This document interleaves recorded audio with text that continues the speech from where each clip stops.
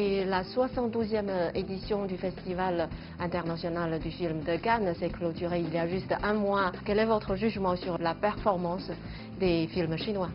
La critique et le public sont très intrigués toujours de voir ce que sont les films chinois de l'année. Et cette année, ils ont rencontré un très grand succès. Avez-vous un cinéaste chinois préféré? J'admire beaucoup la façon qu'il se renouvelle. Quelqu'un comme Zhang Yimou, on ne sait jamais les films qu'il va faire. Et sur quels critères se base la sélection des films dans la compétition du Festival de Cannes? Une sélection officielle de Cannes, ça donne des nouvelles du cinéma. C'est comme une photographie instantanée pendant le mois de mai. Voilà, le cinéma, c'est ça. Donc pour vous, qu'est-ce qui fait le succès du Festival de Cannes? C'est un secret.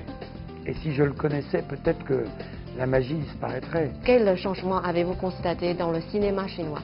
Si la Chine a beaucoup de metteurs en scène chinois très présents à l'international, ça fera de la Chine un pays très présent aussi à l'international et pas seulement pour le cinéma. Donc quels sont vos conseils aux réalisateurs chinois? Soyez locaux et vous serez universels, c'est-à-dire que plus vous êtes chinois et plus vous êtes universel.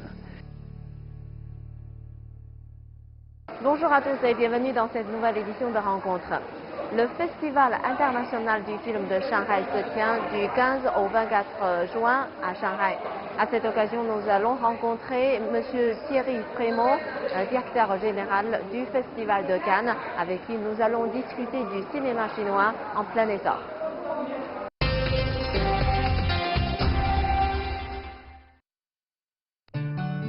Thierry Frémaux est né en 1960 à Tullins, dans l'Isère.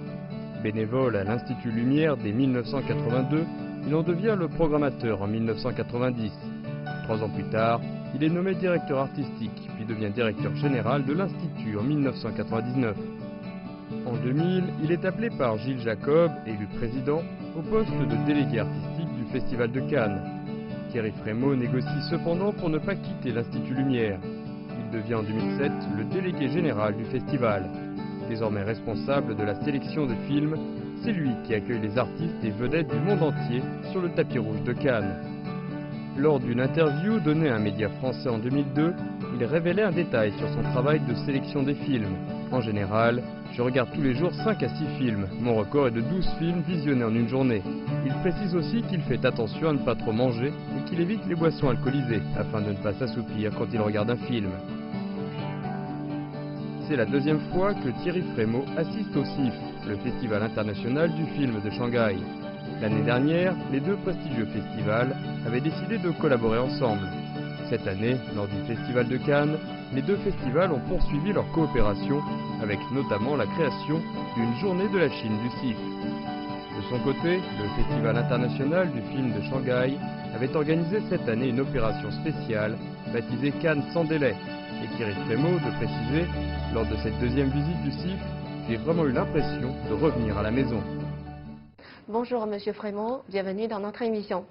Et la 72e édition du Festival international du film de Cannes s'est clôturée il y a juste un mois. Donc en tant que directeur général de ce festival, quel est votre jugement sur la performance des films chinois? On avait beaucoup de films chinois à Cannes cette année, en compétition, au Certain Regard, dans les sections parallèles.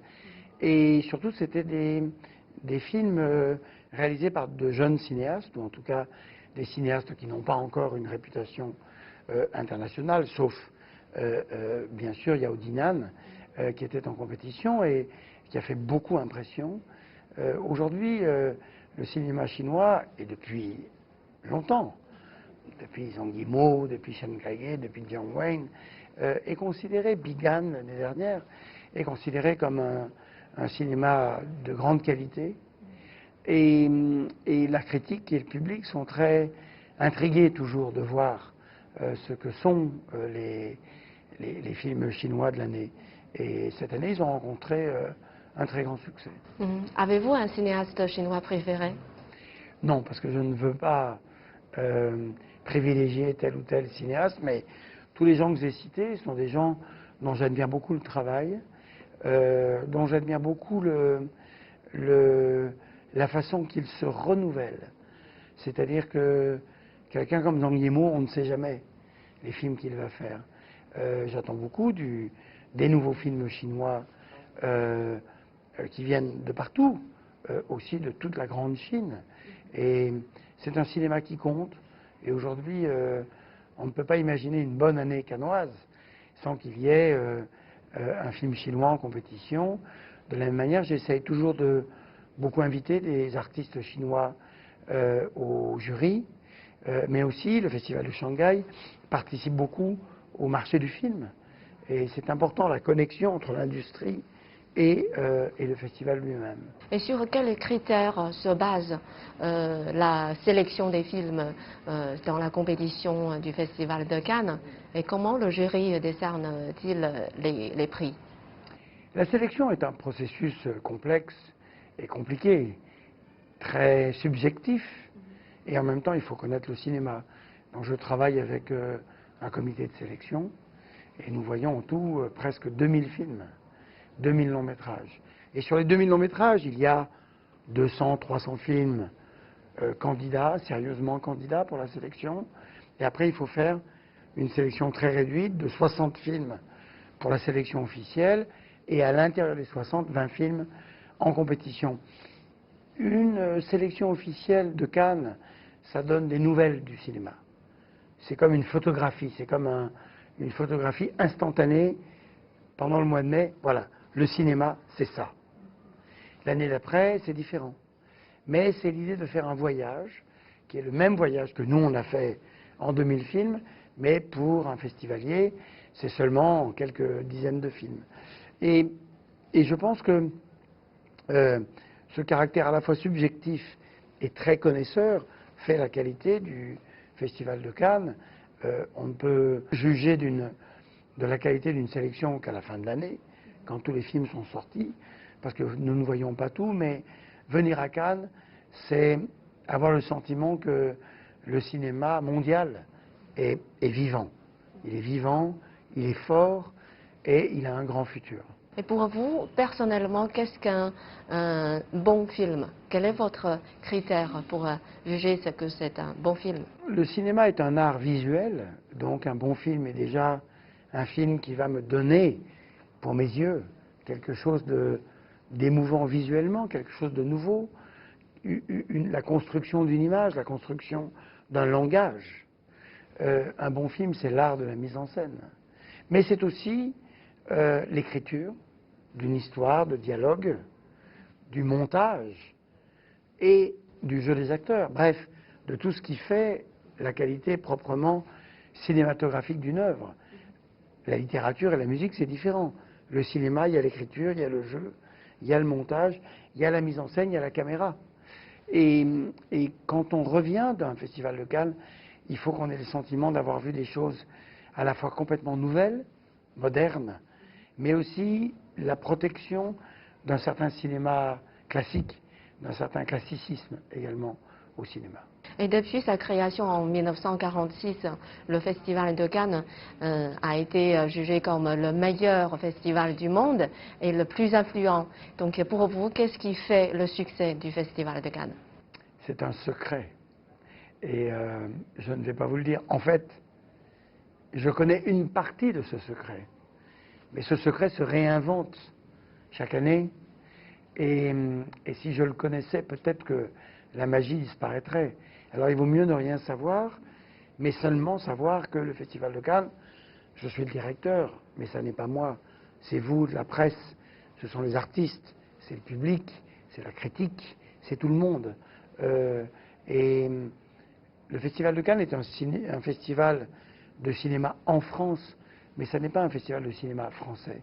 C'est un festival international et qui rassemble et qui additionne les talents du monde entier. Et je crois que ça, c'est une partie du secret de Cannes depuis 1946. Donc, puisque vous avez déjà participé au Festival de Shanghai, pensez-vous que le Festival de Shanghai va trouver son secret pour devenir plus célèbre? Oui, je pense qu'il peut trouver son secret. Je pense qu'il doit continuer à développer ses qualités d'accueil. ses qualités, ses singularités proprement chinoises, et puis aussi d'avoir des beaux films. Et je l'ai dit et j'insiste, de continuer à avoir ce beau public. C'est très important, le public, pour les artistes, même ceux qui viennent de Cannes. Ils ont eu à Cannes une certaine réception. Venir ici, avoir cette réaction du public, c'est très important. Et avec l'ouverture et la réforme de la Chine, le public chinois a l'occasion de voir de plus en plus de films étrangers et les films chinois s'exportent aussi de plus en plus à l'étranger. Donc quel changement avez-vous constaté dans le cinéma chinois? Je trouve que le cinéma chinois est un cinéma qui est à la fois commercial et aussi très artistique. Je trouve que le cinéma d'auteur chinois est très particulier et en même temps s'inscrit dans une dynamique mondiale. Le film de Yao Dinan que nous avions en compétition à Cannes cette année peut faire songer au cinéaste allemand Fritz Lang des années 30 et en même temps possède sa propre originalité. Et le film m'a beaucoup impressionné, par exemple, quelqu'un comme Quentin Tarantino qui est venu voir le film. 3 jours, il m'a dit, c'est quoi? C'est bien ce film? J'ai dit, oui, il faut que tu viennes voir le film. Et il est venu, il a beaucoup aimé, il apprend. Et je pense que ça va être de plus en plus le cas avec la nouvelle génération. C'était déjà le cas. Avec Zhang Yimou, Chen Kaige, avec la génération d'avant, ça va être de plus en plus important. Le nouveau cinéma chinois, les nouveaux acteurs aussi chinois, pour que des gens comme Jia Zhangke aussi deviennent des figures mondiales du cinéma. Si la Chine a beaucoup de metteurs en scène chinois très présents à l'international, ça fera de la Chine un pays très présent aussi à l'international et pas seulement pour le cinéma. Donc quels sont vos conseils aux réalisateurs chinois ou bien aux nouveaux réalisateurs chinois peut-être? Je ne vais pas donner de conseils, je ne peux pas donner de conseils. Je peux simplement redire le mot de John Ford qui disait « Be local, you will be universal ». Soyez locaux et vous serez universels. C'est-à-dire que plus vous êtes chinois et plus vous êtes universel. Plus vous êtes vous-même et plus ce que vous avez à dire peut être partagé par le plus grand nombre. Il ne faut pas imiter le cinéma occidental ou le cinéma américain. Il faut vraiment faire du cinéma chinois l'apport de la Chine dans l'histoire du cinéma. Je suis cinéphile. Le cinéma russe, le cinéma japonais, le cinéma brésilien ou argentin, mexicain sont des cinémas différents du cinéma européen ou du cinéma américain. Et c'est important d'avoir la diversité. Et le cinéma asiatique, le cinéma coréen, est un cinéma aussi très beau, très important. Et aujourd'hui, le cinéma chinois monte. Et c'est une très bonne nouvelle.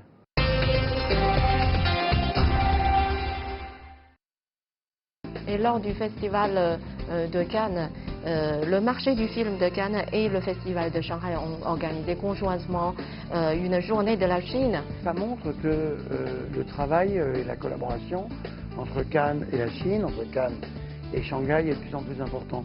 Et on souhaite qu'il soit plus important. Et comme vous avez dit que quand à chaque fois vous êtes venu à Shanghai, vous apportez des films français, quelle a été la réaction du public chinois? Il y a une connexion entre un événement culturel, comme le Festival de Shanghai, et puis après sa traduction économique et commerciale dans les salles de cinéma de toute la Chine. Avez-vous constaté des changements ou bien des différences de cette édition du Festival de Shanghai par rapport aux autres éditions? Je trouve que la connexion avec, par exemple, le Festival de Cannes donne le sentiment d'un festival qui est dans le même élan, qui est dans la même dynamique, la même énergie que le Festival de Cannes. Comment les festivals de films internationaux jugent-ils le Festival international du film de Shanghai? C'est important que la Chine puisse donner rendez-vous une fois par an à tout le cinéma mondial. Et je trouve que c'est ce qui se passe maintenant avec le Festival de Shanghai. Le Festival international du film de Shanghai est l'un des événements cinématographiques les plus importants en Asie et l'un des festivals de films internationaux à la croissance la plus rapide au monde. Cette année, plus de 500 films du monde entier seront projetés dans 47 cinémas à Shanghai et une soixantaine de films feront leur première durant l'événement. La section des premières de films a été introduite l'an dernier et depuis lors, nous avons vu un nombre croissant de films saisir l'opportunité du festival pour faire leur début. Selon les organisateurs, il y aura plus de 1700 projections et les billets sont disponibles aussi bien dans les cinémas que sur les plateformes mobiles. J'ai réalisé un emploi du temps pour aller voir mes films favoris, mais je n'ai pas trop d'expérience, au contraire d'autres spectateurs, lorsqu'il s'agit d'acheter les billets. Ceux-ci ont acheté les billets pour certains bons films dès leur mise en vente, alors que je n'ai de billets que pour des films qui ne sont pas très populaires. La vente des billets a commencé samedi dernier et ceux pour les films à gros budget se sont tous écoulés la première journée. À part les entrées, 24 films recommandés par l'Alliance Ceinture et Route du Festival du film seront aussi projetés pendant la semaine Ceinture et Route. Cette alliance a été mise en place l'an dernier à Shanghai avec 31 membres de 29 pays de l'initiative Ceinture et Route. Le festival fait actuellement fonction de plateforme pour que les professionnels de l'industrie partagent leurs idées et coopèrent davantage.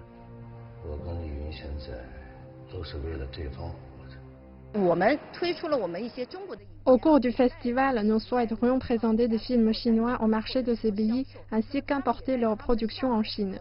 Nous cherchons aussi des talents dans l'industrie des pays membres pour qu'ils rejoignent nos coproductions. Est-ce que c'est la première fois que vous êtes venu à Shanghai pour participer au festival de Shanghai? Non, j'étais déjà là l'année dernière, mais je suis surtout venu il y a plus de 20 ans, au tout début du festival, parce que j'étais venu avec une délégation de ma région. Et j'avais été frappé l'année dernière déjà par la qualité de l'organisation, du public, du festival. Et cette année, c'est la confirmation. Je trouve que le festival de Shanghai, qui arrive juste après le festival de Cannes, sur le plan international, a trouvé une place très importante. Et vous êtes venu cette fois-ci pour participer à la 22e festival international du film de Shanghai. Donc jusqu'à maintenant, quelles sont vos impressions sur ce festival? Le festival de Shanghai est international, il est prestigieux, c'est dans un grand pays, dans une grande ville, mais il y a aussi beaucoup de public et on a le sentiment qu'on apporte quelque chose. Tous les films ne sortent pas évidemment en Chine, comme c'est le cas en France par exemple. Donc un festival a une place très importante pour que, en 10 jours, le public et les cinéphiles, les amoureux du cinéma ici, dans cette ville, puissent voir le maximum de films. Et lors du festival de Cannes, le marché du film de Cannes et le festival de Shanghai ont organisé conjointement une journée de la Chine.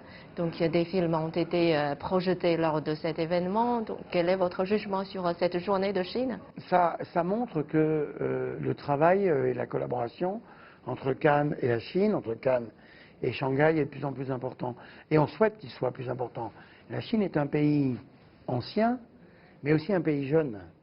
Et dans cette jeunesse, le cinéma a une place fondamentale. Il y a des salles de cinéma qui ouvrent partout. Il y a un cinéma chinois actif. Et quand il arrive qu'en Europe ou qu'en Amérique, on pense beaucoup aux plateformes, on pense beaucoup à des nouvelles manières de voir les films. Quand nous, à Cannes, on se bat beaucoup pour les salles de cinéma, ici, ce qui se passe ici permet de rester optimiste sur l'idée que les frères Lumière ont inventé le cinéma pour le grand écran. Eh bien, ça va continuer encore longtemps comme ça, sur grand écran.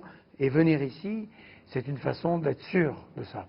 Dans ce festival de Shanghai, on a créé aussi une nouvelle catégorie qui s'appelle la sélection de Cannes. C'est pour que le public chinois puisse avoir une occasion de regarder ou bien de voir les films qui ont remporté les prix de Palme d'Or. Quels avantages ce genre de coopération avez-vous constaté?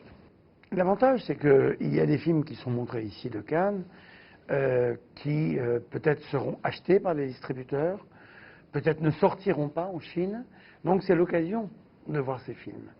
Et la France est un pays très privilégié parce que beaucoup de films sortent en France, mais ça peut permettre aussi que de plus en plus le cinéma étranger, celui qui est montré à Cannes, viennent sur le territoire chinois et que le public chinois puisse voir de plus en plus l'état du cinéma mondial.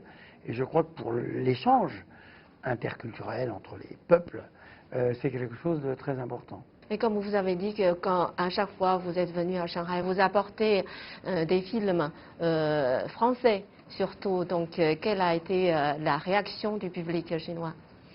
Tout à l'heure, c'était une réaction très sympathique et très, très belle. C'était aussi un privilège parce que certains de ces films sont montrés à Shanghai.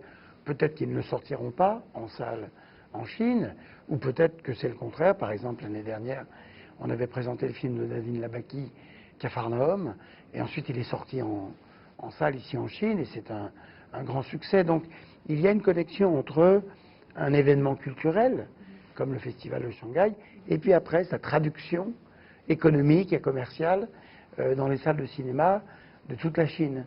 Et ça, c'est formidable de savoir qu'un festival va aider au succès commercial d'un film, pas seulement pour la population de Shanghai, mais pour tous les Chinois à travers le pays. Avez-vous constaté des changements ou bien des différences de cette édition du Festival de Shanghai par rapport aux autres éditions?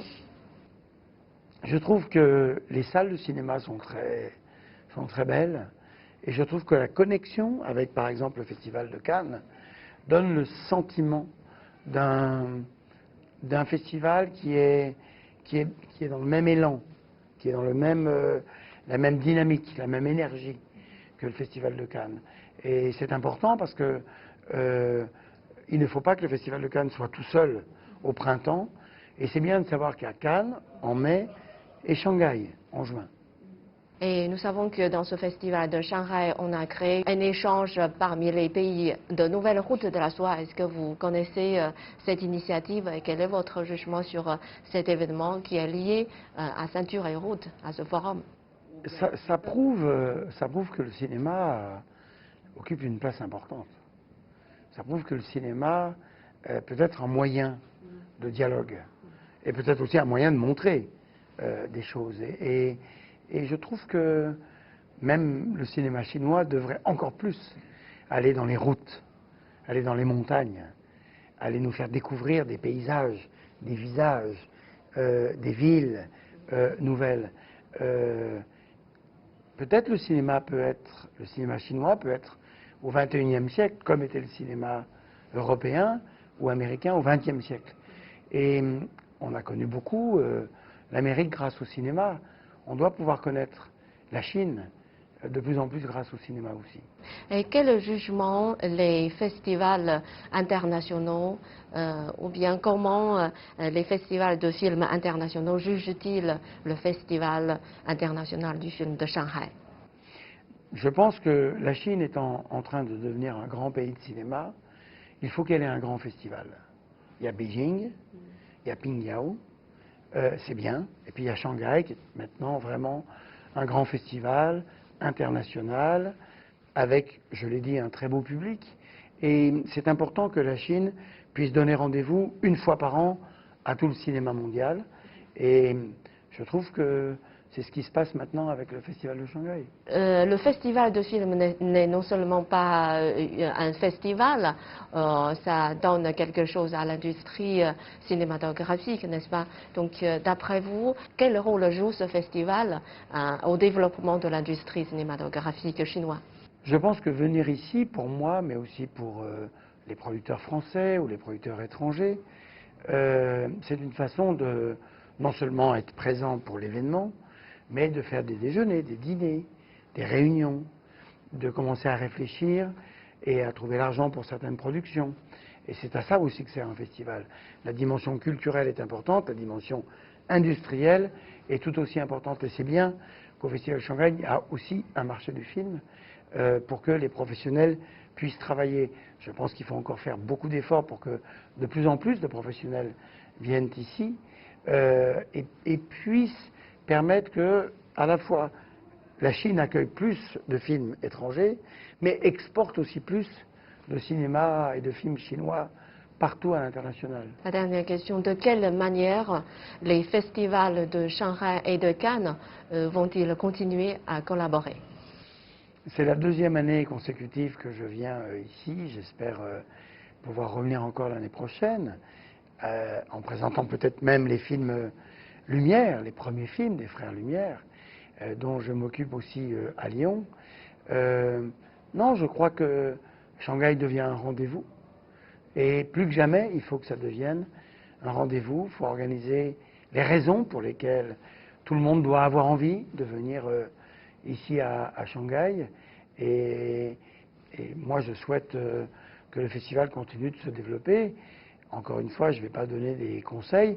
Je trouve que le festival de Shanghai lui-même est de mieux en mieux et va se développer encore très fort. Merci beaucoup, Monsieur Frémaux, d'avoir accepté notre invitation et nous souhaitons ensemble un bel avenir au Festival de Shanghai et une bonne collaboration entre la Chine et la France. Merci beaucoup. Merci beaucoup.